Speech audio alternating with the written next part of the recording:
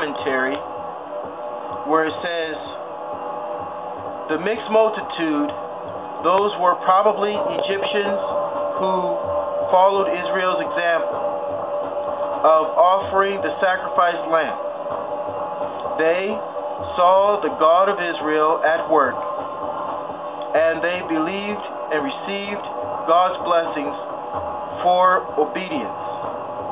This relationship would continue until the giving of the law, when they would be excluded. Yet, if males obtained for circumcision, all foreign origin would be obliterated, and they would fully participate.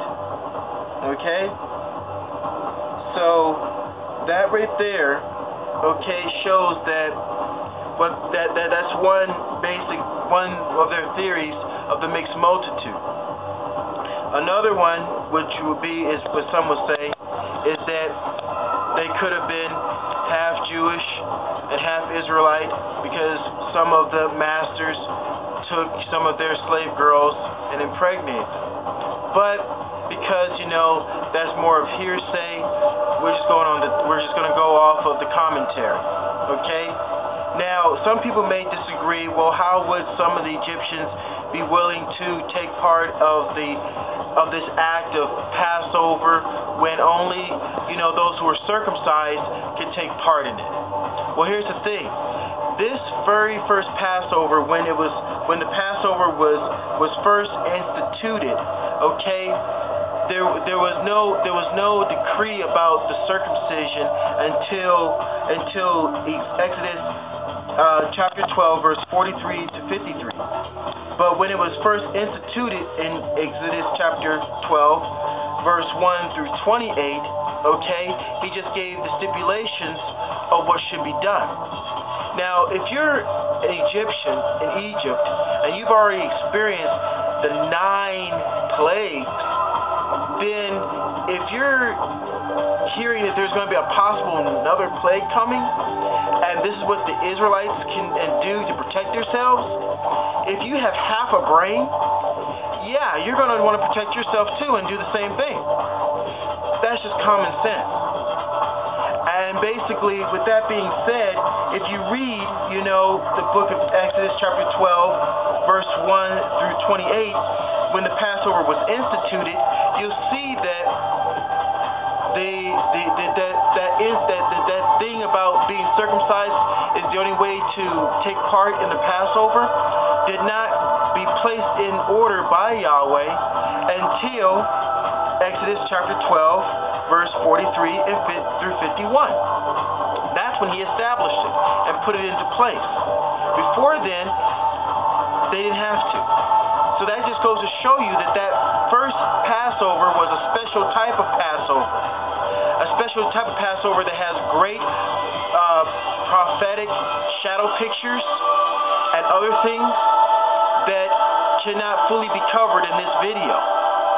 But as we talk more through email and talk more and share more through maybe instant messenger, you can see more about how there's the great shadow pictures in this first instituted Passover done in Egypt. Because the Passover in Egypt is a special Passover like no other Passover ever before, and any proper Jewish rabbi would tell you the same thing, or historian who does proper research. So there's something to look at. Okay? Another thing that's important is that, as I was explaining, is that, just to go on another cap on it, okay, Genesis chapter 10, verse 6 through 20 is the descendants of Ham, okay? Genesis chapter 9, verse 23 through 27. The curse was for Canaan only, all right? Genesis chapter 11, verse 10 through verse 32 is the descendants of Shem. Exodus chapter 12, verse 37 through 38, the mixed multitude. Exodus chapter 12, verse 43 to 51 is the Passover regulations. Okay? And Exodus chapter 12, verse 1 through 28, is the Passover instituted. Okay? So the Passover was instituted through verse 1 and through verse 28 of Exodus chapter 12. And then the Passover regulations was placed in by verse 43 through 51 of the same chapter and book, Exodus chapter 12. Okay? Now, in Exodus chapter 12, verse 48 to 40, from 48 to 49, okay, it says this, as far as the regulations, okay? If a stranger who dwells with you would offer the Passover to the Lord, all his males must be circumcised. Then he shall be admitted to offer it.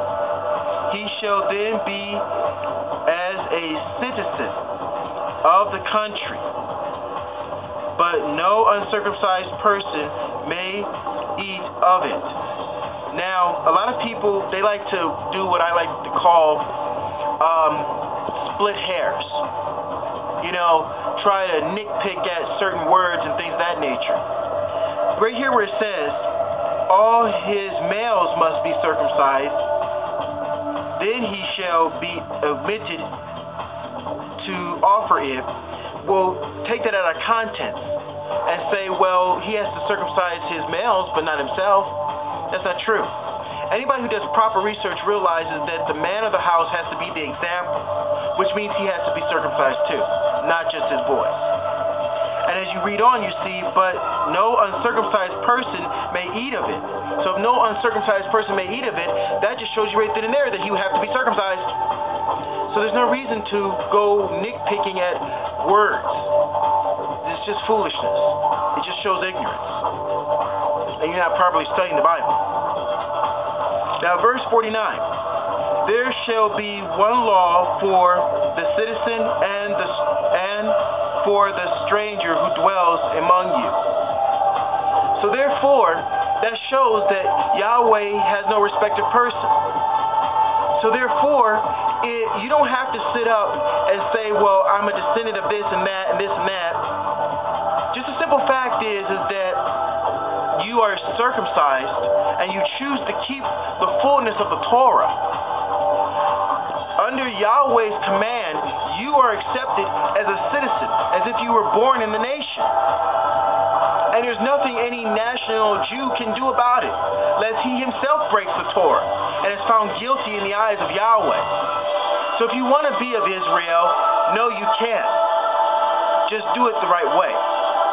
You don't need to use misunderstanding of God's scripture. You don't need to manipulate anything. Just be truthful and know it's there. Okay? Another thing that will help you is Exodus chapter 12, verse 19. Okay? Exodus chapter 12, verse 19 says this. For whoever eats what is loaven. Okay? All right, let's just go from the beginning. At the beginning, verse 19. Okay? This is Exodus chapter 12, verse 19. No loaven shall be found in your houses for 7 days.